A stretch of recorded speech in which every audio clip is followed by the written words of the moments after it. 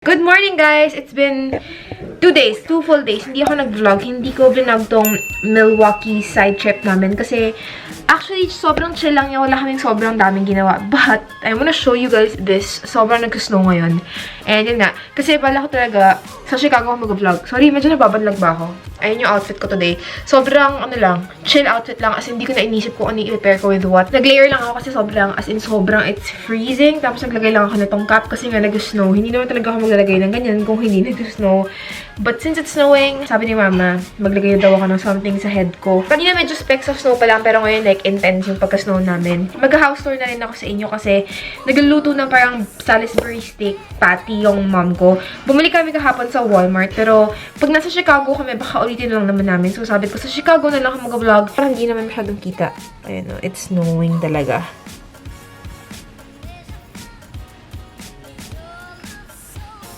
Sobrang love ko nitong Pixie jacket to kasi sobrang laki ng pocket niya. So, pwede ako mag-fit ng headband, pwede ako mag-fit ng salamin, pwede ako mag-fit ng power bank, ng phone. As in, sobrang laki ng pocket niya. So, you can really cozy inside. Yung size nito is medium, pero perfect lang siya sa akin. Tapos, ang suot ko ngayon, 5 lang kasi yung pants na dinala ko for the 12-day stay. For me, okay na yun. Ayoko naman sobrang mag-overpack, diba? Kahit na feel ko medyo nag-overpack ako. So, yung mga dinala ko, ito yung Zara pants na favorite ko. Tapos, this is from Kikay Needs Overload. Tapos, yung sa ilalim, yung nilayer ko dyan, it's from Forever 21. So, ito lang yung outfit ko. Nung pagdating namin sa Chicago na, hindi siya sobrang lamig talaga, swear. Tapos, nung nag-bus kami to Milwaukee kasi nearby lang siya sa Chicago. Nag-bus kami doon, grabe. Doon na talaga lumamig. So, ngayon parang tinurn on natin yung heater kasi nag-snow. Biglang napan-news na mag-snow, mga besh. Hindi naman kami masyadong aware. These shoes are from Shopee. They look like the Balenciaga ones. Hindi ako masyado nakaka-update. Totoo lang. Hindi ako nakaka-update masyado sa social media ko. Kasi parang sobrang chill lang. Kasi nag-edit lang ako ng bonchon mukbang ko. A lot of you have been asking for my makeup routine. And sobrang simple lang niya. Ngayon nga parang medyo light lang to. Ever blend yung blush ko and ever blend na yung lip tint ko in the shade Uptown Red. Super ganda. Tapos, Brows Benefit, of course, base is Flower Beauty and Vice Cosmetics. And the usual makeup lang. So, medyo light lang siya. House tour ko kayo, guys! Before we leave here, gusto ko lang ng memory kung ano nga ba itsura ng bahay. Kasi hindi nga ako naka-vlog last time, diba? So, I just wanna record for the sake of memory keeping kung ano yung itsura ng Airbnb namin here in Milwaukee. Say hi to the vlog! Hi. Hi. Hi. Bye. I love you. Love you. Ingat, ingat. Sa lakad mo tomorrow. Love you most. Bye-bye. Bye. Bye-bye! This is our lovely, super quiet neighborhood. Umuulan ngayon, pero like, carry lang. As in, sobrang quiet niya. Halos walang, parang may tao ba nakatira dito? Kasi parang ako lang yung nag-iingay. Promise. Tapos, syempre, malamig na yan. Pero yung lamig naman, I mean, carry bells, I guess. Or siguro, medyo makapal lang din yung suot ko. Pero like, sobrang cozy. Ito yung Airbnb namin. Ayan. So, pag ang title lang, hello! Hi, yan yung tita ko. May uncle na laging bagets pa yan. Ito yung, pag na-clickbait kayo at sinabi ko house tour sa States, hayaan nyo na ha. It's really nice actually. Tapos parang may tenant ata sa taas eh. Hindi ko sure. Pero, isang ganyan kami. Tapos meron din isang tenant dito sa taas. Really affordable lang sa Airbnb. Kung gusto nyo, ilalink ko na lang. Ask ko sa tito ko kung ano yung link. Pasok tayo ngayon sa aming munting Airbnb dito sa Milwaukee. Dalawa kasi yan, meron. Nakikita nyo ba yung 2528 tas yung 2526? Dito kami sa 2526. So, pasok tayo. Nagkapatugtog yung tito ko. So, syempre, meron tayong pa-mirror and ito, nag-vlog. Parang nakakahingal yung lamig niya. So, ito po siya. Lamig kasi. Syempre, we have the door. Quick lang, bago kami umalis. Naka-ready na yung mga ibang maleta nila kasi malapit na kami umalis. Siguro 1 hour na lang. Yun yung cousin ko. Tapos, ito, may pa-fireplace pero wala namang fire. And then, may sofa sila. Sobrang maliit lang siya. Tapos, ito yung hamper. So, ayan siya. Yung living room ko, no. Ito yung first bed. Hindi ko na syempre, hello! Ha? Hello! So, ito yung first room. Ito yung beautiful ate ko. And then, syempre, hindi ko na siya naguguluhin dyan. Ito na sila. Ito yung tito kong bagets na bagets. And of course, my mom. Magets na magets. Wow! Ito na yung meron kaming dining area. So, ito na yung dito kami kumakain. Kagabi, nagluto sila. Ang dami namin mga ulam kagabi. Meron na yung mga chips, ganyan, pa Subway. Kung ano-ano pa mga chips. Tapos dito sa area na to, we have yung bathroom. Isa lang yung bathroom dito.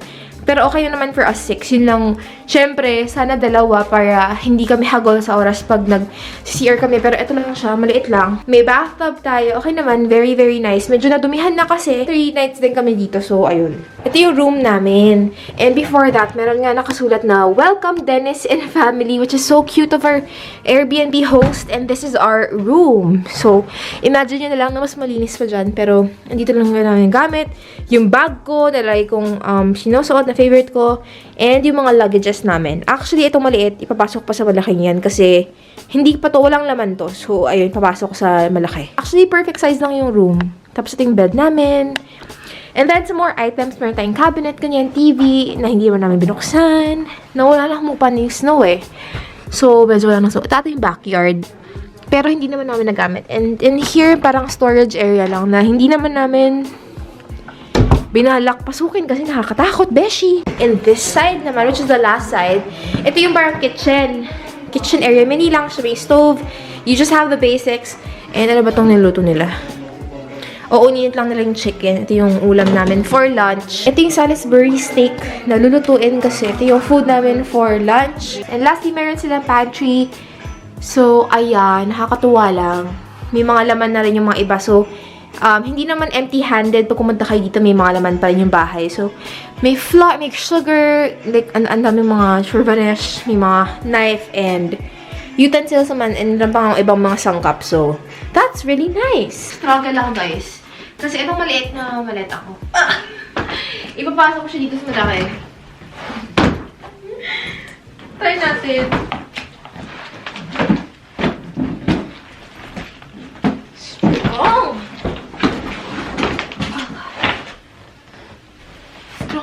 Strong. I'm strong. Ayan. Ang galap ng buhok ko.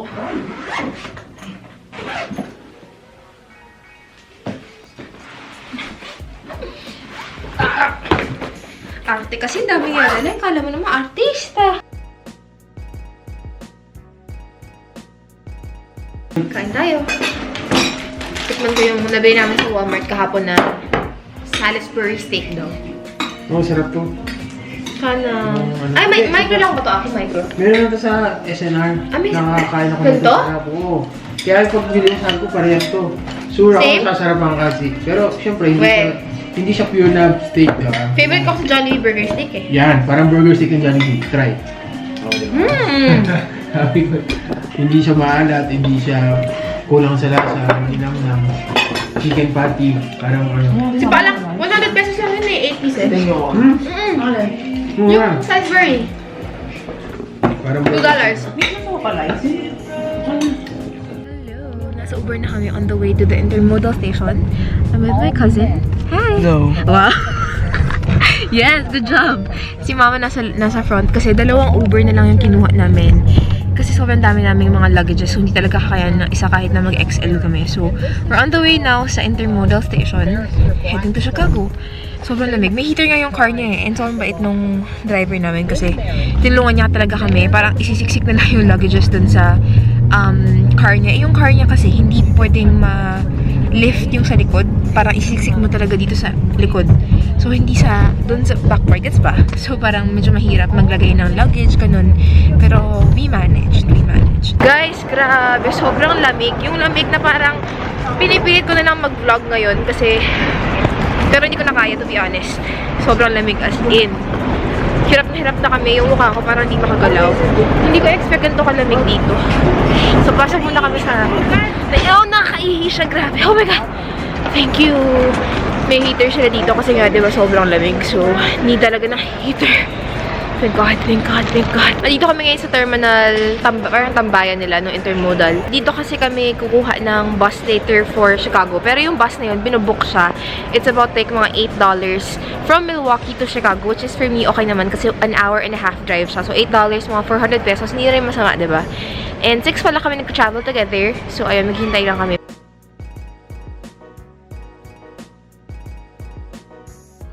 now waiting for the bus. Ayun nga, dito lang kami. Ayun yung ibang kasama namin. Nakikita mo yung mga fog.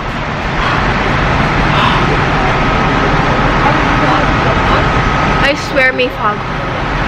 Hindi ko lang sure kung nakikita niya, pero may fog talaga pag nagsalita ako. Lamig talaga ngayon. Andiyan yung bus namin. So, we're off to Chicago!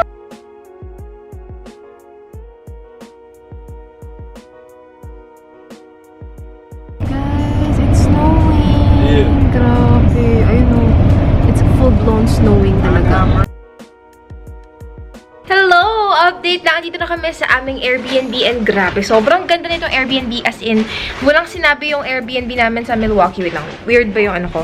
Pero medyo yellow kasi yung light dito. Ayun lang. So, nakahatapat lang ako dito. Pero ayun guys, dito na kami sa downtown Chicago.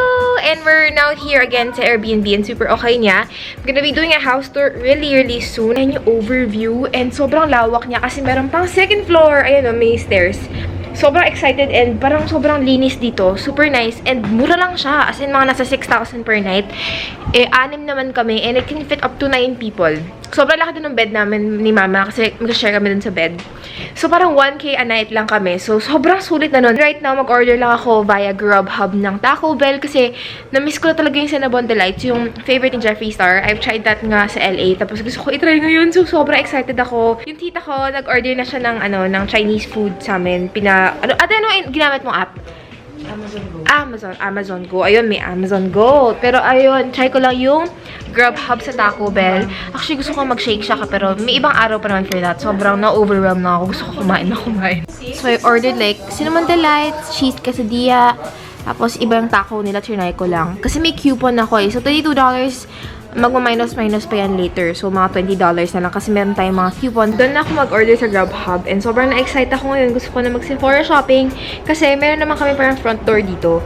Tapos, hopefully naman, kaya naman. I mean, like, hindi manakaw yung package. Pero, natry ko lang small order from Sephora. Ayun, nagka-shopping ng ate nyo. Pero like, super small order lang. Mga 3 items lang na worth $50 para maka-free shipping ako. Tapos, sana or hopefully, hindi siya manakaw, beshi. I want to Fenty bronzer and something else. So let's see what we can find.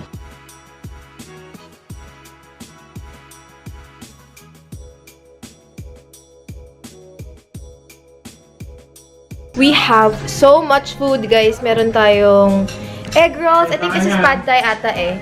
Tapos hofan, yung beef hofan. Tapos feeling ko ito orange chicken siya.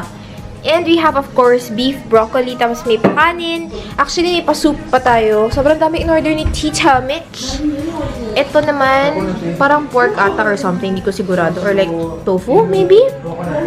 Tapos meron tayong dumplings. Fried, parang dumplings. And forced fried rice. Sobrang daming in-order, guys. Excited na namin kumain. Ang bango-bango. Hi! Hello! Sorry, this... may pumunta kasi dito sa door kanina, tapos parang ano pala siya, may Airbnb din siya, Airbnb owner din siya, tapos may nag-check-in daw sa kanila, pinalitan yung settings ng YouTube or like ng TV nila, Chinese kasi, pinalitan yung language and everything, so nahirapan sila doon. So, ako naman, hindi lang ako masyadong makabasa rin ng Chinese. I was talking to them and stuff. Pero dumating yung order ko na Taco Bell, so sobrang, sabi ng tita ko parang, we're eating like as if there's no tomorrow. Na sobrang dami kasi pagkain. Tapos may steak pa for the kids kasi mahilig sa steak yung kids. So, sobrang dami pagkain. This is what I got. I got Cinnabon Delights for everyone. 12-pack to and I got 2 of them. I think $4 something lang ang per pack. So, $8. Yung mga Grubhub app, meron akong $12 off yung first order. So, okay lang. Naka-save pa rin. And then this I think is like a crispy taco. Meron na akong 2 cheese quesadilla kung walang kakain. Bukas breakfast. Siyempre, okay. Ang dami kasi pagkain. Hindi ko in-expect na kadami pagkain. And I just have like, another taco here. So, check natin. Ayan, bukas na lang matitira. Ang dami kasi talaga. Ito yung isang taco. So, everything was like $20. Mga 1,000 pesos. Pero, best ito habol ko yung Cinnabon Delights. I don't wanna eat right now. I'm excited. Ito yung love na love ni Jeffree Star. Sa kanya ko ito nalaman noong 2016.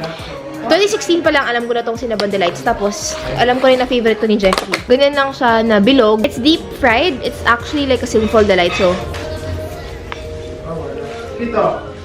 inside meron siyang laman. Parang gooey. Ang sarap! Balot ha, hindi pa kayo mag- So good. You can pop it in your mouth na parang whole.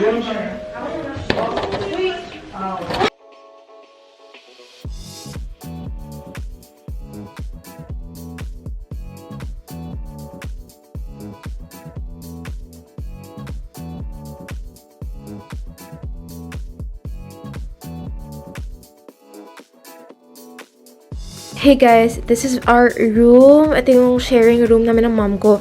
It's been a couple of hours na since I last updated, pero kumain lang kami. Tapos, nag-browse ako sa net, and this is my parang pambahay outfit. Hindi ko kaya na hindi mag-layer kasi beshi, sobrang lamig talaga. So, I'm just wearing parang pants na pambahay, ganyan. And then, this top, of course, with turtleneck underneath. Actually, baka mag-layer pa ako ng jacket kasi nga, sobrang lamig pa rin. The thing I liked about this Airbnb is merong sampayan dyan. So, pwede namin isampay yung gusto namin isampay.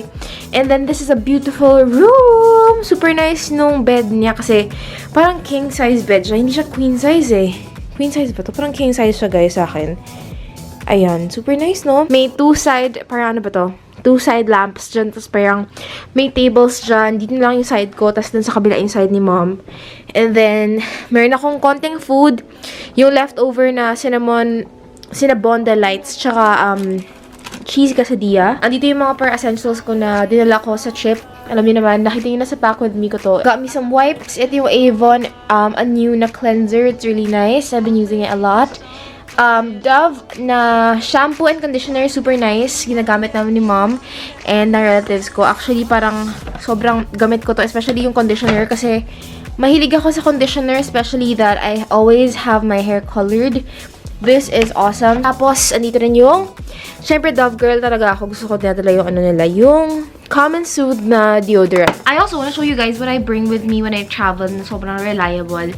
This is Big Sky Nation Travel Wi-Fi.